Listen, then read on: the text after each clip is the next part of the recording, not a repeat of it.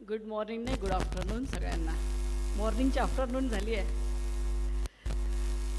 माता सरस्वती, आजच्या कार्यक्रमाला आपण सगळ्यांनी आमंत्रण दिल्यानंतर विद्यार्थ्यांच्या प्रेमापोटी आणि सगळ्यांना एक मोलाचं मार्गदर्शन देण्यासाठी आपल्या विनंतीला मान देऊन आलेले आदरणीय वसंत परदेशी साहेब, ज्यांचं माझ्यानंतर लगेचच तुम्हाला त्यांचं भाषण ऐकायचं आहे, त्यांचं गायडन्स तुम्हाला मिळणार आहे.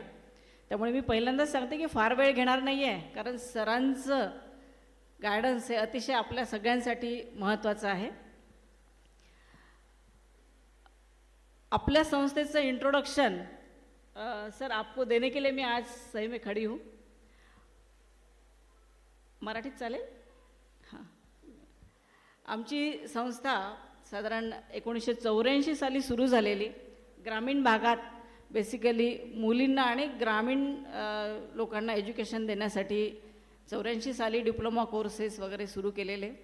त्यानंतर असं लक्षात आलं की वाशिम जिल्हा 1998मध्ये झाला, पण हायर एज्युकेशन प्रोफेशनल टेक्निकल काहीच नव्हतं. अगदी BA BComच्या पुढे काहीच करिअर नव्हतं मुलांचं. मग त्यावेळेला 2006-07 पासून आम्ही साधारण प्रोफेशनल कोर्सेस सुरू केलेले. त्यामध्ये मग पहिल्यांदा PGDMLT, DBM, त्यानंतर law college, nursing college, BSc nursing, B.Ed आणि मग 2010-11ला इंजिनिअरिंग डिप्लोमा टू PG असे हे सगळी घोडदौड सुरू करत आम्ही हे 10 वर्षात हा सगळा टेक्निकल आणि प्रोफेशनल एज्युकेशनचा डेव्हलपमेंट केलेली आहे. इथे नुसतं एज्युकेशन नाही, तर यामध्ये मुलांचा सर्वांगीण विकास. म्हणजे मला तुम्हाला सांगायला आनंद वाटेल की इथे असे अनेक गावं आहेत की ज्या गावात हे आमची मुलं पहिल्यांदा इंजिनियर झालेली आहेत. गावातला एकमेव मुलगा इंजिनियर झालेला, असे अनेक गावं आहेत. आणि तरी पण आम्ही अजून पूर्णत्वास गेलेलं नाही आहे, कारण असे अनेक खेडे आहेत जे अनटच्ड आहेत, जिथे अजूनही मुलांना गायडन्स देण्याची गरज आहे, त्यांना काउन्सिलिंग करण्याची गरज आहे. कारण होतं काय की मुलगा एकाने BA BSc केलं, कारण इंजिनिअरिंगला तसे पेशन्स ठेवावे लागतात, कारण CET किंवा नर्सिंग आहे, CET त्याची ॲडमिशन प्रोसेस इतकी लेंदी आहे की मुलांच्या पेशन्स संपतात आणि खर्चिकसुद्धा आहे. म्हणजे एका मुलाला ॲडमिशनचा हा सगळा प्रवास करताना 2-3 हजार खर्च येतो आणि तो खर्च बेअर करण्याची पण फॅमिलीमध्ये ताकद नसते. मग अशाच्या ते मुलं मागं पडतात. मग प्रत्येक वेळी आम्ही काहीतरी वेगवेगळ्या स्कीम्स घेऊन तिथपर्यंत जातो. त्यांनी CETची एक्झाम द्यावी, इंजिनियर व्हावं असं, कारण बाकी BA BCom करून त्यानंतर पुढचे कोर्सेस करणं जरा जड जातं आणि इंजिनिअरिंग केल्यानंतर तुमच्या कॉम्पिटेटिव्ह एक्झाम्स आहेत किंवा हे आहे, हे सगळं आम्ही सतत मुलांना पटवून देत असतो.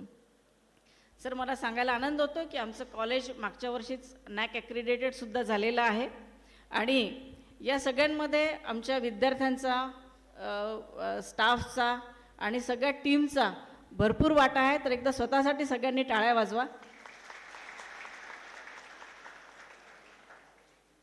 याबरोबरच आम्ही अनेक सोशल वर्कही घेतो. यावेळेला आम्ही 5 खेडे दत्तक घेतलेली आहे, जिथे उन्नत भारत अभियान ही केंद्र शासनाची योजना आम्ही राबवणार आहे.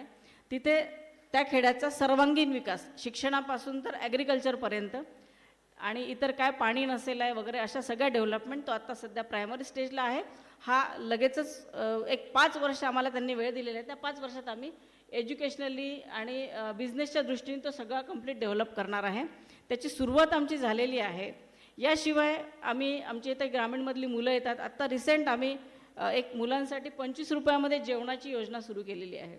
की काय होतं, मुलं सकाळी येतात, 8 वाजता 9:15चं कॉलेज असतं, मग त्यांना जेवणाचे फार हाल होतात.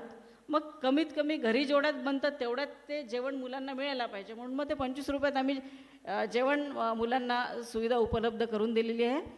जेणेकरून मुलांनी जेवण, आमचा डबा वेळेवर येत नाही आणि म्हणून आम्ही कॉलेजला येऊ शकत नाही हे तरी कारण सांगू नये, यासाठी ही आम्ही वाशिममध्ये सुरू केलेली आहे. लवकरच अकोल्यालाही सुरू करू. So don't worry about nursing कॉलेजवाले, असं नका वाटून घेऊ वाशिमवर जास्त प्रेम आहे आणि अकोल्यावर नाही.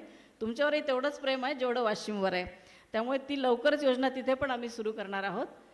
याशिवाय मुलांचा सर्वांगीण विकास हा अतिशय महत्त्वाचा आहे. मग त्यासाठी आपण जे बाहेर प्रोजेक्ट बघितले, हे दरवर्षी प्रोजेक्ट असतात, त्यानंतर त्यांचे पेपर प्रेझेंटेशन असतात. सगळ्यात आम्हाला प्रॉब्लेम जातो मुलांना इंग्लिशचं जे असतं, कारण बाहेर पडल्यावर कंपनीत गेल्यावर यांना इंग्लिश कंपल्सरी असतं, तर थोडं हेजिटेशन या मुलांमध्ये असतं.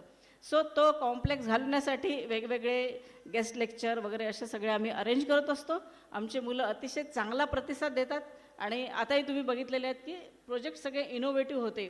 तर अशा प्रकारे आम्ही सगळ्या पद्धतीनं सर्वांगीण विकास गावाचा, महत्त्वाचा गावाचा, आणि अण्णांनी आणि आईनी जे ग्रामीण भागात सुरू केलेलं आहे ते इथेच राहून सगळ्या प्रकारे डेव्हलप करण्याचं आमचं जे एक मुकुंद एज्युकेशन सोसायटीने व्रत घेतलेलं आहे ते आम्ही पूर्णत्वास नेण्याच्या तयारीत आहे. शिवाय एक एम्प्लॉयमेंट जनरेशन हा एक आमचा महत्त्वाचा भाग आहे. मी जसं आता तुम्हाला बोलले की त्याप्रमाणे आमचं एक मिशन सोलर चरखा नावाचा एक प्रोजेक्ट आम्ही सुरू करतो आहे. तो जवळपास एक 3,500 ते 4,000 एम्प्लॉयमेंट जनरेशन करेल. थोडक्यात जी कंप्लीट टेक्स्टाईल इंडस्ट्री आहे ती आम्ही सोलरवर चालवणार आहे. मग त्यात चरखे जे असतील, जो धागा काढायचा विषय आहे तो एक मशीन असते छोटी सोलार चरखाची, त्याच्यावर स्पिंडल्स असतात. ते छोटे स्पिंडल्स ते प्रत्येक आम्ही ट्रेनिंग देऊन प्रत्येक गावागावात एक काही घरं सिलेक्ट करणार. त्या घरात दिल्यावर मग तो एक तर बाई काढेल किंवा घरातला कोणी पण काढेल, तो दिवसभर कामात राहील. जेव्हा उन्हाळ्यात या लोकांना काम नसतं किंवा एक जण मजुरीवर गेला तर दुसरं घर राहतो, त्याला घरी बसून ते काम करता येईल आणि जेणेकरून त्यांचा पर कॅपिटा इन्कम वाढेल आणि त्यांची लाईफस्टाईल म्हणजे पैसा आला तर ऑब्वियसली सगळ्या गोष्टी सहज सुकर होतील. मग शिक्षण असो, स्वच्छता असो, कारण पैसा नसेल तर ह्या गोष्टी कुठून तो सॅनिटायझर आणणार आणि कुठून हात स्वच्छ ठेवणार नाही. मग ह्या सगळ्या गोष्टी त्याच्याशी कनेक्टेड आहे. म्हणून मग एम्प्लॉयमेंट जनरेशन हा महत्त्वाचा पार्ट ठेवून आम्ही तो जवळपास एक 6-8 महिन्यात तो लगेचच प्रोजेक्ट चालू होईल आहे. अतिशय मोठा आणि खूप चांगला प्रोजेक्ट आहे जो आम्ही अगेन आमच्या मुलांसाठी, मुलांमधच्या फॅमिलीजसाठी आणि ग्रामीण भागासाठी सुरू करतो आहे. सांगण्यासारखं बरंच काही आहे, पण आपल्याला सरांचं ऐकायचं आहे.